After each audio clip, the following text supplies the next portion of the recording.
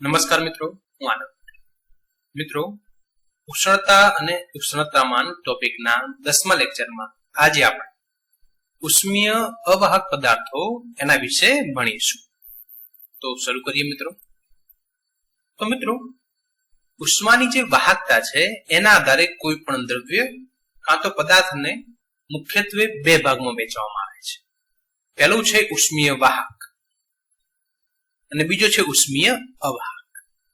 તમને એના નામના આધારે જ ખ્યાલ આવી જતો હશે કે ઉષ્મીય વાહક કોને કહેવાય? કે એવો પદાર્થ કે એવું દ્રવ્ય કે જેમાં ઉષ્માનું વહન ખૂબ સારી રીતે થાય એને કહેવાય ઉષ્મીય વાહક. ઉદાહરણ તરીકે છે તાંબુ, લોખંડ, એલ્યુમિનિયમ, એ બધી અલગ અલગ પ્રકારની ધાતુ. તો આ બધા શું છે? ઉષ્મીય વાહક છે. આપણે મુખ્યત્વે આ લેક્ચરમાં ઉષ્મીય વાહક વિશે વાત કરવાની નથી. આપણો ટોપિક આજનો છે ઉષ્મીય અવાહક પદાર્થો. તો ઉષ્મીય અવાહક પદાર્થો કોને કહેવાય? તો એવા પદાર્થો કે જેમાં ઉષ્માનું વહન ના થાય અને થાય તો એકદમ નહિવત માત્રામાં. ઓકે, તો એવા પદાર્થોને ઉષ્મીય અવાહક પદાર્થો કહેવામાં આવે છે. જેમ કે ઉદાહરણ જોઈએ એના, ગ્લાસ વુલ, બીજી રીતે કેવું તો fibre glass, cork sheet, polyurethane, expanded polystyrene, એટલે સાદી રીતે કેવું હોય તો થર્મોકોલ. થર્મોકોલને એનું યોગ્ય નામ શું છે? એક્સપાન્ડેડ પોલિસ્ટાયરીન. ઓકે, અને લાકડાના પાટિયા, લાકડાનું પાટિયું પણ એક પ્રકારે શું છે? ઉષ્મીય અવરોધક જ છે. અને ભૂસું, ભૂસાના આપણે અત્યારે અલગ અલગ પ્રકારના ફર્નિચર બને છે જેની અંદર ભૂસું ભરેલું હોય એ. ઓકે, તો આ જે મુખ્યત્વે 5 પદાર્થ છે એ કેવા છે? ઉષ્મીય અવાહક. હવે આપણે એક એક વિશે વિગતવાર થોડું જોઈએ અને એ પદાર્થ કેવા હોય છે અને વ્યવહારમાં એનો કઈ રીતે ઉપયોગ થાય છે એ જોઈએ. તો સૌથી પહેલા જોઈએ ગ્લાસ વુલ અથવા એને કહીએ ફાઈબર ગ્લાસ. આ તમને તમારી સ્ક્રીન ઉપર જે દેખાય છે આ છે ગ્લાસ વુલ. હવે એનો ઉપયોગ એ કયા સ્વરૂપે હોય છે? તો વાળી શકાય એવી શીટ. આ શીટ છે ને એને વાળી દીધેલી છે. સાથે સાથે આ શું કરો? સ્પ્રે કરેલો છે ફોક સ્વરૂપે. તમે એને ફોક સ્વરૂપે છાંટી પણ શકો અને એનું આવરણ એ રીતે પણ બનાવી શકો છો. આપણે અહીંયા તો લાકડાના ઘર ઓછા પ્રમાણમાં બને છે, પરંતુ અમેરિકા છે કે યુરોપના જે દેશો છે અથવા આપણા ભારતમાં તમે પશ્ચિમ બંગાળ બાજુ જાઓ, કોલકાતા સાઈડ, તો ત્યાં લાકડાના ઘર વધારે પ્રમાણમાં ઉપયોગમાં લેવાય છે. તો તમે લાકડાના પાટિયામાંથી ઘર બનાવો તો પછી એની અંદર તમને ગરમી ના લાગે એના માટે એની અંદર આ રીતે સીટ ગોઠવવામાં આવે છે. એને શું કહેવાય? ગ્લાસ વુલ. આ સીટ છે ને આ રહ્યા મૂકેલી જો, પછી નીચે પાછી એક નીચે સીટ મારી દે એટલે આ દેખાય નહીં. અથવા આ રીતે તમે ફોક્સ સ્વરૂપે છાંટો તો પણ ચાલે. ઓકે, આવું બીજું તમે ક્યાં જોયું છે? તો તમારા ઘેર કોઈ થર્મોસ હોય, થર્મોસને તોડજો તો એની અંદર આ ફાઈબર ગ્લાસ તમને જોવા મળશે. જોજો આવું એકદમ યલો કલર, એની અંદર આવું એક મટીરિયલ હશે. અને ગ્લાસ વુલ પણ કહી શકો, ફાઈબર ગ્લાસ પણ કહી શકો. તો થર્મોસ શું કરે છે મિત્રો? તો તમે એની અંદર ગરમ પાણી ભરો તો ગરમ રહે, ઠંડુ લો તો ઠંડુ રહે. તો શું કરે? મતલબ કે ઉષ્મીય અવાહક છે વસ્તુ, બહારથી ઉષ્માને અંદર આવવા દે નહીં. એટલે તમે જે પદાર્થ ગરમ ભર્યો છે અંદર તો એ ગરમ જ રહેશે, ઠંડો ભર્યો કેવો રહેશે? ઠંડો રહેશે. ઓકે, આ પદાર્થ ઉષ્માનો વાહક છે પરંતુ એની અંદર હવાની અવર જવર થોડી શક્ય છે. જે આ દેખાય છે તમને, જો થોડું અંદર ગેપ હશે કારણે એની અંદર હવા અવન જવન શક્ય છે. તો આ વાત થઈ ગ્લાસ વુલ કાં તો ફાઈબર ગ્લાસ. બીજું છે કોર્ક શીટ. કોર્ક શીટ પણ ક્યાં વપરાય છે? ફોરેનમાં જે મકાનો બનતા હોય છે એની દિવાલ જે બની જાય એના, ધારો કે આપણે ઘેર અહીંયા જે દિવાલ બનાવી છે આપણે મોસ્ટ ઓફ એ કેવી હોય છે? આપણે બનાવી સિમેન્ટની. હવે એના લીધે તમારા ઘેર ઈટ અને સિમેન્ટનું કોઈ ચણતર કરીને ઘર બનાવો છો તમે, એની અંદર ખૂબ ગરમી લાગે છે, ખબર છે? કારણ કે સિમેન્ટ જે છે એ ઉષ્માનો વાહક છે. એ જ્યાંથી તડકો પડતો હોય એ સાઈડથી દિવાલ ગરમ થાય, ધીમે ધીમે ગરમી ક્યાં આવે? અંદર. આવું ન થાય એટલા માટે શું વાપરવામાં આવે છે? Cork sheet. તો કોર્ક શીટ એ એકદમ કમ્પ્રેસ કરેલા બ્લોક સ્વરૂપે હોય છે. આ તમને બ્લોક જોવા મળે છે. આ છે બ્લોક અલગ અલગ અને વજનમાં એ હલકા હોય. સાથે સાથે તમે એને જરૂરિયાત પ્રમાણે યોગ્ય આકારમાં કાપી પણ શકો, કાતરની મદદથી અથવા એક્ઝો બ્લેડની મદદથી. જરૂરિયાત પ્રમાણે અહીંયા કાપેલા છે, જોવો છે આ બ્લોક મોટો છે, અહીંયા કટિંગ કરેલું છે. લા શું કરે? બહારની ગરમી અંદર આવવા દે નહીં. અવાહક છે ઉષ્માનો. તો આ વાત થઈ કોર્ક શીટની. પછી પોલ્યુરેથન. આ પદાર્થ જે છે એ વાળી શકાય તેવી શીટ સ્વરૂપે અથવા એકદમ ફ્લેક્સિબલ શીટ સ્વરૂપે એકદમ કઠોર શીટ સ્વરૂપે પણ ઉપલબ્ધ છે.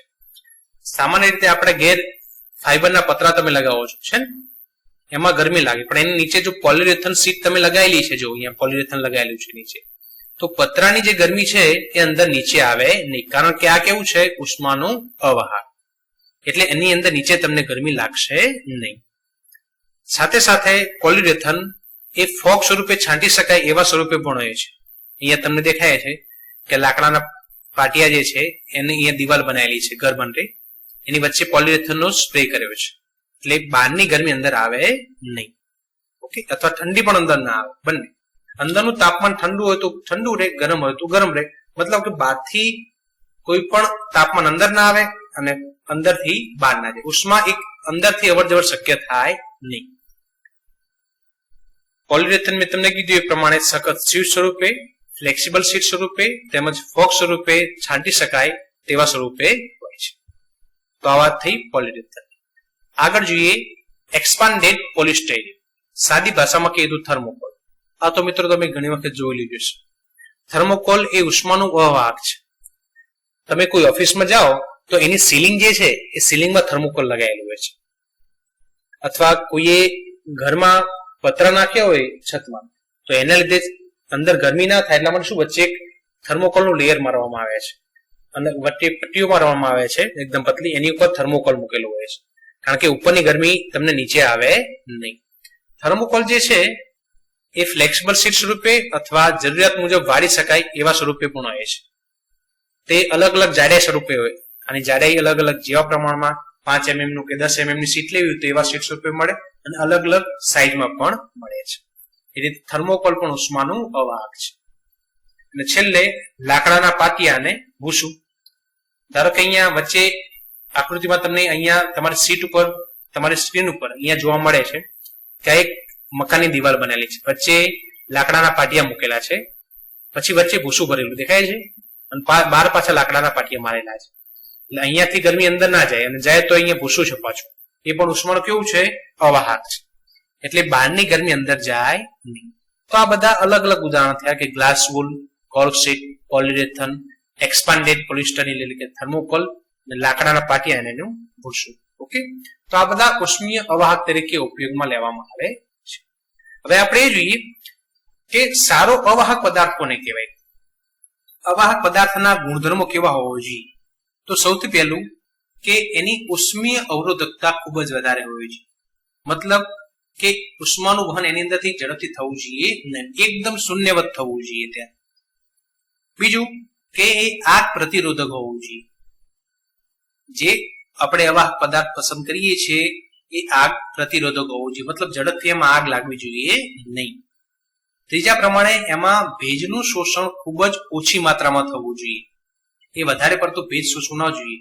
ધારો કે લાકડાના પાટિયાની વાત કરીએ તો લાકડાનું પાટિયું તો ભેજ શોષે, તો મતલબ એને સારા અવાહક પદાર્થ તરીકે આપણે ઉપયોગમાં લઈ શકતા નથી. લાકડાના પાટિયામાં આગ પણ જબરી લાગે, ખ્યાલ આવ્યો? ઉષ્મીય અવરોધક છે પણ આગ પ્રતિરોધક નથી, ભેજ ના શોષે એવું બનતું નથી. લાકડાનું પાટિયું ભેજ હંમેશા શું થાય, શોષે છે. એકદમ કઠોર હોવું જોઈએ, એની કઠોરતા ખૂબ જ સારી હોવી જોઈએ.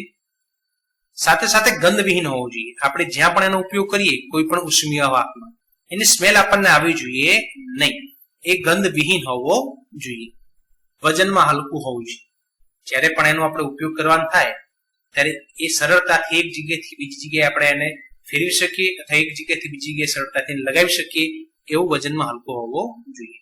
છેલ્લે બાષ્પ એટલે કે વરાળ એની અભેદ્યતા ધરાવતો હોવો જોઈએ, મતલબ એના એક સાઈડ થી બીજી સાઈડ વરાળ પસાર થઈ શકવી જોઈએ નહીં. તો સારા અવાહક પદાર્થના ગુણધર્મો આપણે જોયા કયું? ઉચ્ચ ઉષ્મીય અવરોધકતા, આગ પ્રતિરોધકતા, નિમ્ન પ્રમાણમાં ભેજનું શોષણ, સારી કઠોરતા, ગંધવિહીન, વજનમાં હલકું અને વરાળની અભેદ્યતા. આ છે સારા અવાહક પદાર્થના ગુણધર્મો. હવે ઉષ્મીય અવાહકતા માપવા માટે સ્કેલ છે, એને કહેવામાં આવે છે કે ફેક્ટર. કે ફેક્ટર એટલે શું? તો કે ફેક્ટર એ ઉષ્મીય અવાહકતાના માપન માટેનો એક સ્કેલ છે. જે રીતે આપણે તાપમાન માપવું હોય તો તાપમાનના માપન માટે સ્કેલ છે કે સેલ્સિયસ, રોમર, કેલ્વિન છે ને, અલગ અલગ ફેરનહીટ. તો ઉષ્મીય અવાહકતા માપવી છે તો કયો પદાર્થ સારો ઉષ્મીય અવાહકતા પ્રમાણે, તો એનો એક સ્કેલ છે કે ફેક્ટર. તો યાદ રાખજો મિત્રો, કે ફેક્ટર શું છે? ઉષ્મીય અવાહકતાના માપન માટેનું એક સ્કેલ. કે ફેક્ટરનું મૂલ્ય એ સામાન્ય રીતે ઉષ્મીય અવરોધક પદાર્થ એટલે કે ઉષ્મીય અવાહક પદાર્થ માટે એનું મૂલ્ય 1 કરતા કેવું હોય છે? નાનું હોય છે. આપણે મિત્રો યાદ રાખજો, તમને એમસીક્યુ થઈ શકે કે ફેક્ટરનું મૂલ્ય અવાહક પદાર્થો માટે કેવું હોય છે? તો 1 કરતા નાનું. અને છેલ્લે કે ફેક્ટરનું મૂલ્ય જેટલું નાનું એટલી ઉષ્મીય અવાહકતા વધુ. એટલે કે સારામાં સારા ઉષ્મીય અવાહક માટે કે ફેક્ટરનું મૂલ્ય નાનામાં નાનું હોવું જોઈએ. ફરીથી મિત્રો, કે ફેક્ટરનું મૂલ્ય જેટલું નાનું એટલી ઉષ્મીય અવાહકતા કેવી થાય? વધુ થાય. એટલે કે જો તમારે સારો ઉષ્મીય અવાહક પદાર્થ પસંદ કરવો હોય તો એવો પદાર્થ પસંદ કરવો જોઈએ કે જેના કે ફેક્ટરનું મૂલ્ય કેવું હોય? એકદમ નાનું હોય. મિત્રો, અગાઉ જે આપણે જોઈ ગયા ઉષ્મીય અવાહક, ગ્લાસ, વૂલ, કોર્કશીટ, પોલિયુરેથન, થર્મોકોલ કે લાકડાના પાટિયા, આ દરેક માટે કે ફેક્ટરનું મૂલ્ય આપણને બુકમાં આપેલું છે, પરંતુ એ યાદ રાખવાનો કોઈ મતલબ નથી, કારણ કે ફેક્ટરનું મૂલ્ય આપણે મોઢે યાદ રાખી ન શકીએ. ઓકે, એટલે ફક્ત એ સમજો કે ફેક્ટર શેના માટે વપરાય છે. ઓકે મિત્રો, તો આ લેક્ચરમાં આપણે ઉષ્મીય વાહકતાના આધારે પદાર્થનું વર્ગીકરણ એના વિશે વિગતવાર ચર્ચા કરી. થેન્ક યુ મિત્રો, આભાર.